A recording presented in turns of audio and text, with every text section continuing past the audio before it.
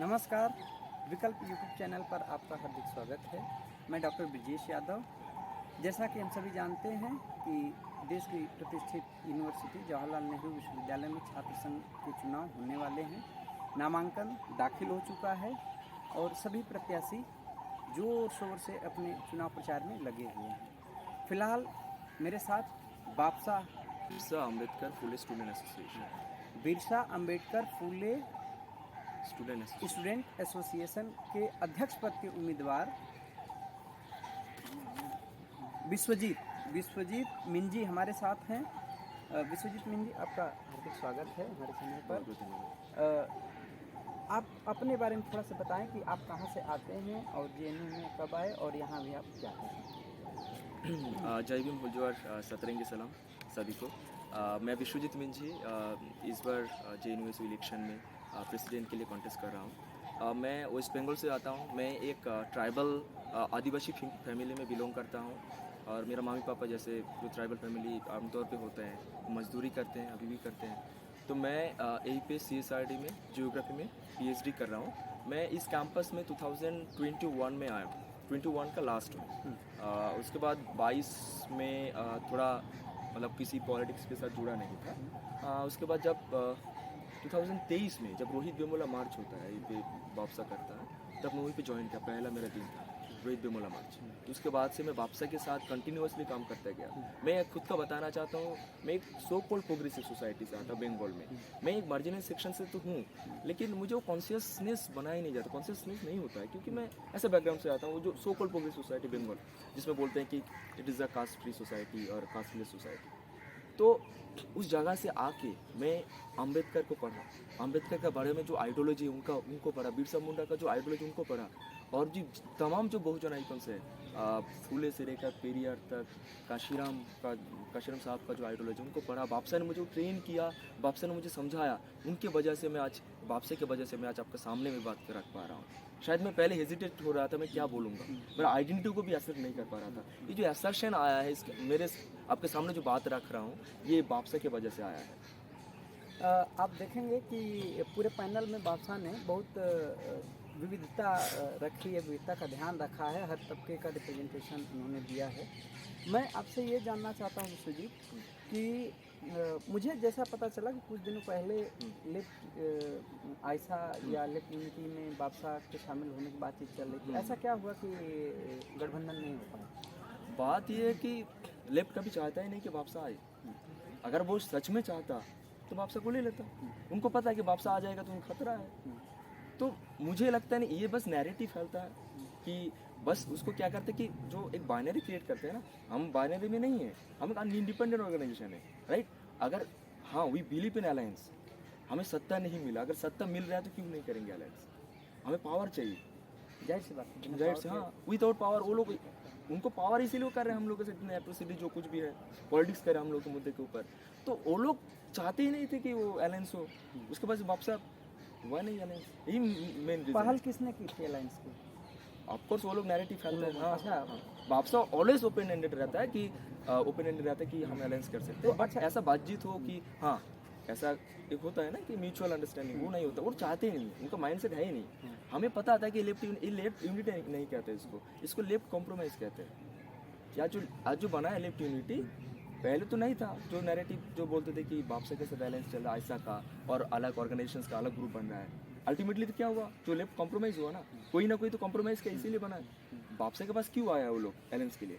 क्योंकि वो जो पहले यूनिटी था, पहले लेफ्ट यूनिटी, उनको तोड़ना चाहते थे। ऑफ कोर्स नहीं तोड़ेंगे तो कैसे होगा। तो ये अभी क्या हुआ, पहले उनको बात करते थे कि वापसी के पास क्यों आएंगे वो, पहला मैं बताना चाहता हूँ, क्योंकि वो लेफ्ट यूनिटी तोड़ना चाहता है। मतलब उनके बीच में डील नहीं हो रहा है, कौन क्या पोस्ट लेगा या कैस, म्यूचुअल अंडरस्टैंडिंग नहीं हो रहा है। मुझे पता था कि म्यूचुअल अंडरस्टैंडिंग होगा अल्टीमेटली, राइट। तो अल्टीमेटली क्या कि वापसी के साथ नैरेटिव फैला दे कि ऐसा का ये चल रहा है, अलग ऑर्गेनाइजेशंस का ये चल रहा है। अल्टीमेटली तो कॉम्प्रोमाइज़ किए उनको सीट में, अल्टीमेटली तो लड़ रहे हैं यूनिटी के साथ। अच्छा विश्वजीत, तो अच्छा होता कि जेएनयू के चुनाव के तुरंत बाद जो है देश में लोकसभा का चुनाव है। आप अपनी समानधारा विचारधारा वाली जो पार्टियां हैं, जैसे CRJD, समाजवादी छात्र सभा, NSUI, बापसा, ये सब मिल के एक थर्ड फ्रंट बना करके, मुझे लगता है कि इनमें बहुत ज़्यादा आइडियोलॉजिकल डिफरेंसेस नहीं है। तो ऐसा नहीं हो सकता था कि आप एक तीसरा मोर्चा बना के लोगों के बीच में? देखिए, पहले जब मैं एनएसयूआई की बात करता हूँ, एनएसयूआई में वो प्रॉब्लम है। ठीक। एनएसयूआई में आप देखिए इतना सालों तक ये राज किए इस देश में, तब बहुजन का बात नहीं किए, बहुजन के साथ एट्रोसिटीज किए। आज वो बहुजन का बात कर रहे हैं। अब इसमें देख लीजिए जो छत्तीसगढ़ में हसदेव में कौन सरकार, किसका सरकार है? वो एनएसयूआई मतलब वो कांग्रेस का सरकार है, वो एट्रोसिटीज कर रहे हैं। तो हम क्यों जाए उनके? पहले तो आइडियोलॉजिकल बैटल, पहले होता है आइडियोलॉजिकल कॉम्प्रोमाइज होता है, राइट? हमें मार्क्स से प्रॉब्लम नहीं है, जैसे अगर लेफ्ट की बात करेंगे ना, मार्क्स से प्रॉब्लम नहीं है, लेकिन मार्क्स को जिस तरीके से प्रोपोगेट किया इस देश में, वो प्रॉब्लम है, राइट? तो इन सारी चीज़ों में आइडियोलॉजिकल बैटल जो चल रहा था, प्रोबेबिलिटी ऑफ विन, बहुत सारी चीज़ें वो। सर, ये 2024 का चुनाव ज़्यादा महत्वपूर्ण है क्योंकि 4 साल बाद हाँ, 4 साल बाद विश्वविद्यालय में चुनाव हाँ, होने जा रहा है। पिछली यूनियन को प्रशासन ने मान्यता भी नहीं दी नहीं। और इस बीच में जेएनयू में एक बड़ा अटैक भी हुआ बीच में, जब आप नहीं थे, स्टूडेंट और टीचरों के ऊपर हमला किया गया। तो ऐसे दौर में कैसे जेएनयू के स्टूडेंट आपके ऊपर विश्वास करें कि आप उस फासिस्ट फोर्स को जो है मात देंगे और एक बेहतर वातावरण तैयार करें? देखिए, मैं बताना चाहता हूँ कि आज इस कैंपस में जो वायलेंस हो रहा है, वायलेंस एक कर रहा है और पॉलिटिक्स कौन कर रहा है? और एक left and right. Violence right कर रहा है और लेफ्ट उसके ऊपर पॉलिटिक्स कर रहा है। उसमें फंस रहे हैं कौन? हम बहुजन, जो ST SC OBC माइनॉरिटीज हुआ है, डिसेबल पर्सन है। तो ये एक बाइनरी क्रिएट करना चाहता है हर समय। ये जो कुछ दिन पहले जो वायलेंस हुआ, इसमें जो एक बाइनरी क्रिएट किया ना, जैसे मान लीजिए ये जो लेफ्ट एंड राइट, बट बाकी संगठन क्या, आप मीडिया में भी देख सकते हैं, बाकी संगठन में भी था ना EGBM में, उसमें मारा गया, बहुजन लोगों को मारा गया। तो ये बस फ्रंट में बहुजन लोगों को धकेल देता, तुम वायलेंस में जाओ, ठीक है, और जो अपर का सो कॉल्ड सवर्ण होते पीछे रह जाते हैं। तो ये एक सिस्टमेटिक प्रोसेस है बाइनरी क्रिएट करने का।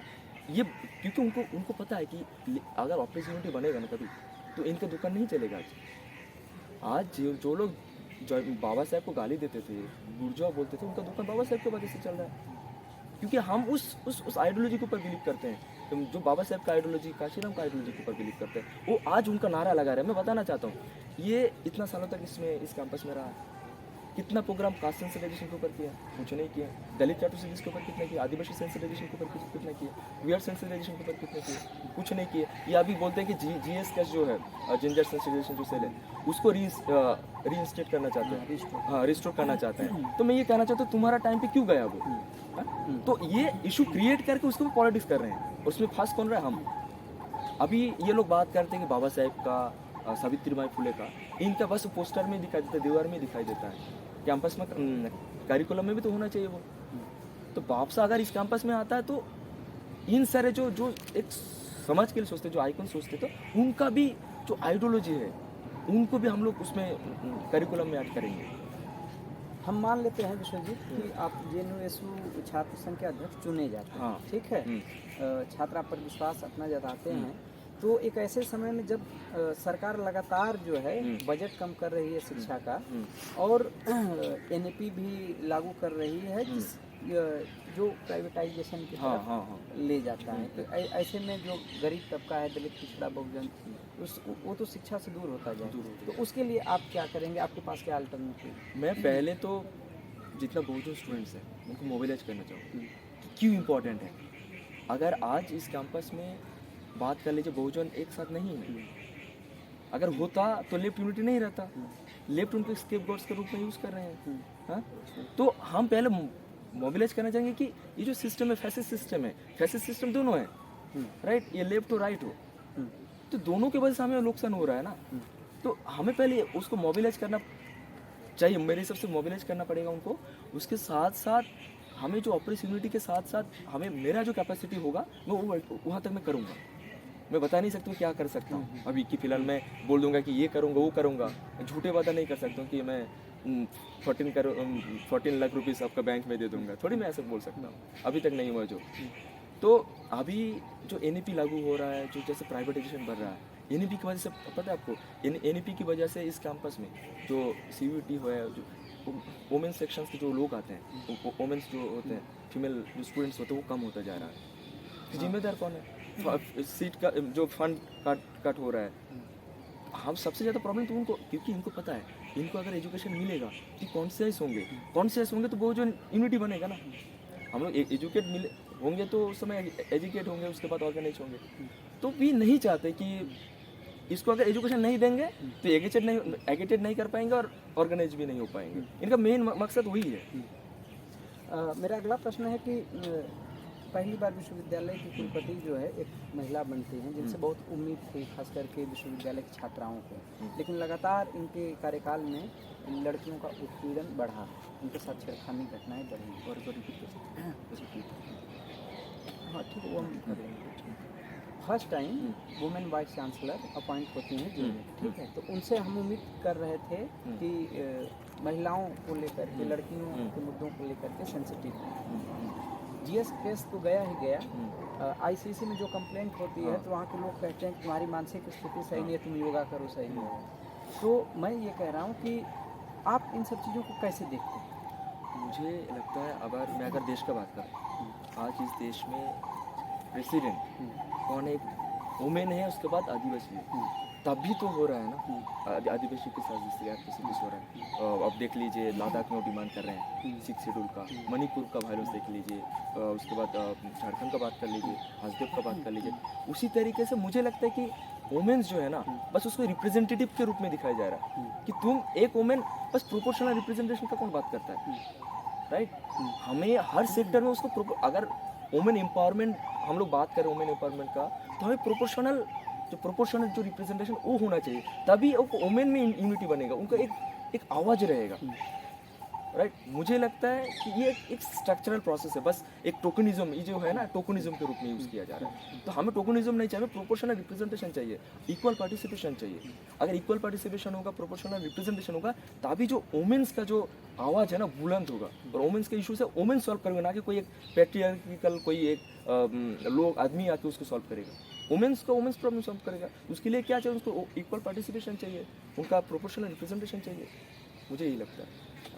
भाषा के मुद्दों के साथ अधिकतर जो है विश्वविद्यालय के छात्र छात्रा जो है दलित, आदिवासी, पिछड़ा, अल्पसंख्यक, महिलाएं सहमति तो रखते हैं लेकिन वोट नहीं करते। इसका क्या कारण हो सकता है, आपको क्या लगता है?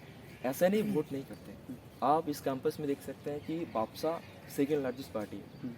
आप जब लास्ट 2019 के चुनाव पर देखेंगे, लेफ्ट यूनिटी मिलके around, if I am not wrong, 2000 के ऊपर ले आया था, 4 पार्टी मिलके। और भापसा अकेले जितेंद्र सिन्हा जो लड़े थे उनको मिला था 1100 के अराउंड वोट। तो समझ सकते हैं वोट मिलता है। इनको पता है कि एक यूनिटी की जो बहुजन का तोड़ने का जो काम किया जा रहा है ना, क्योंकि उनको पता है कि बहुजन यूनिटी बढ़ेगा, बढ़ तो रहा है। भापसा का ग्रोथ देख लीजिए, आज जो पॉलिटिक्स कर रहे हैं भापसा की वजह से कर रहे हैं। वोट तो कर रहे हैं, ऐसा नहीं कर रहे हैं, लेकिन ये तोड़ने का काम कर रहे हैं। इसमें उनको टोकनिज्म के रूप में यूज़ किया जा रहा है। तो मुझे लगता है कि स्ट्रक्चरल प्रोसेस है। लोग वोट करते हैं, ऐसा नहीं बोल सकते वोट नहीं कर रहे हैं। 1100 वोट बहुत मायने रखता है हम लोगों के लिए इस कैंपस में, क्योंकि 2014 में आया इस भापसा, तब भी इतना ग्रोथ है। सेकेंड लार्जेस्ट पार्टी है इस कैंपस में। भापसा के आइडियोलॉजी के बिना अभी किसी का पॉलिटिक्स भी नहीं चलता है। राइट भी बाबा साहब का फोटो लेके देख ही सकते, कोटेशन यूज़ कर रहे हैं आजकल। आपके इस 2024 जनरल चुनाव में प्रमुख मुद्दे क्या हैं, एजेंडा क्या है? प्रमुख एजेंडा है कि देखिए, हम लोगों का जो 2019 से इलेक्शन नहीं हुआ, सबसे ज़्यादा नुकसान किसको हमें हुआ है, क्योंकि ये जो ब्राह्मणवादी जो सरकार है, जो एडमिनिस्ट्रेशन है, इनको सप्रेस करना है। ठीक है, अब अगर देखेंगे 2000 जब पैंडेमिक आया, उस समय ड्रॉप आउट रेट किसका ज़्यादा था? हम लोग RTI डाले थे भापसा की ओर से, उनसे सबसे ज़्यादा देखा गया ST से OBC माइनॉरिटीज़ में सबसे ज़्यादा है। तो ये स्ट्रक्चरल प्रोसेस है। तो वो मतलब वो नहीं चाहते कि मतलब वो दलित बहुजन इस कैंपस में पढ़े, उनको ड्रॉप आउट, ऐसा स्ट्रक्चरल प्रोसेस एक फोर्सफुल एक ताकत क्रिएट किया जाए, तुम जाओ भागो यहाँ से। तो यहीं पे मुद्दा हम लोग का ये होना चाहिए, जो जैसे डिस्क्रिमिनेशन होता है, जैसे भाई बहू में 0 मार्क्स दिया जाता है, 2 मार्क्स दिया जाता है, even though we get more marks in entrance exam, तो उनको बाहर किया जाता है। तो इन सारे मुद्दों को हम लोग रेज किए। आज बहुजन कम्युनिटी का जो इश्यूज़ है इस कैंपस में, एक जो रिकमेंडेशन मिला है ना भापसा की वजह से मिला है। आज भाई बाबू से क्या सब लोग बात करते हैं, इंट्रेंस एग्जाम में कम जो भाई बाबू से मैंने नंबर काम दिया तो उसका सब बात करते हैं, बहुजन दलितों का बात करते हैं, आदिवासी का बात करते हैं। और किसने किया? डिजेबल डिस्कोर्स है और बापसा ने ये किया। तो इन सारे मुद्दों, उसके बाद जैसे हो गया जो इंस्टीट्यूशंस मर्डर, अब देख सकते हैं अक्रॉस द कंट्रीज जो यूनिवर्सिटीज उसमें इंस्टीट्यूशन मर्डर हो रहा है। तो इन सारी चीज़ें, और बापसा अगर इस कैंपस में आता है तो बापसा उन बाबा साहब को जो आइडियोलॉजी है, जो कॉन्स्टिट्यूशन है, उसके हिसाब से इस कैंपस को भी बनाएगा कि इंक्लूसिव होगा, जिसमें पहले हम काम करेंगे कास्ट सेंसिटाइजेशन, दलित जो एट्रोसिटीज होता है, दलित सेंसिटाइजेशन, उसके बाद जो आदिवासी सेंसिटाइजेशन, क्वेयर सेंसिटाइजेशन, ये सब करना बहुत ज़रूरी है इस कैंपस में। आपको लगता है कि परिसर में कल्चरल एक्टिविटीज कम हुई है? हाँ, मुझे लगता है उसमें एक्चुअली गिरावट भी बहुत आई है हाँ। इस स्तर में। हाँ, ये आपको समझना पड़ेगा कि ये जो लार्जर पॉलिटिक्स है, आरएसएस बीजेपी का पॉलिटिक्स है, ये जो एक डार का जो माहौल क्रिएट किया जा रहा है कि आप एक्टिविज्म कर रहे हैं, आप अगर खुद का हक के लिए भी लड़ रहे हैं तो तुम एक वन काइंड ऑफ प्रेशराइज किया जा रहा है, तुम ये मत कर, तुमको टारगेट किया जा रहा है। इस कैंपस में वो देख सकते हैं कि ये एक वायलेंस करते हैं, पॉलिटिक्स करते हैं वायलेंस के ऊपर।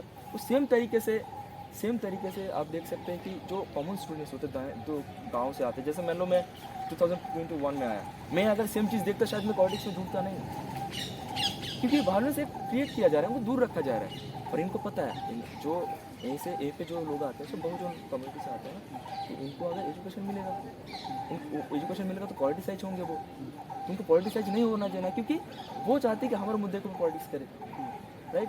तो इन सारी चीज़ों से अगर देखेंगे, इन सारे परिसरों से अगर देखेंगे तो जेएनयू में बहुत डिबेट डिस्कशन का बहुत कल्चर कम हुआ है। आप अगर डिबेट भी करना चाहते हैं कि एक सुस्त डिबेट भी करना चाहते हैं, शायद वो वायलेंस में एक ट्रांसफॉर्म हो सकता है, ऐसा माहौल भी क्रिएट हुआ है। हाँ, लेकिन हम लोग उम्मीद करते हैं कि इस कैंपस में वो पहले जैसे जो डिबेट डिस्कशन जो कल्चर था वो फिर से रिवाइव हो, और हम स्टूडेंट एक साथ मिलकर करेंगे और करते रहेंगे। आपने समय दिया विश्वजीत, बहुत बहुत धन्यवाद और आगे के लिए शुभकामनाएं। आप देख रहे थे बापसा के अध्यक्षीय प्रत्याशी विश्वजीत थे हमारे साथ। आपको ये इंटरव्यू कैसा लगा? आपकी जो भी प्रतिक्रिया है हमें चैनल पे कमेंट बॉक्स में ज़रूर बताएं। बहुत बहुत धन्यवाद। जय हिंद।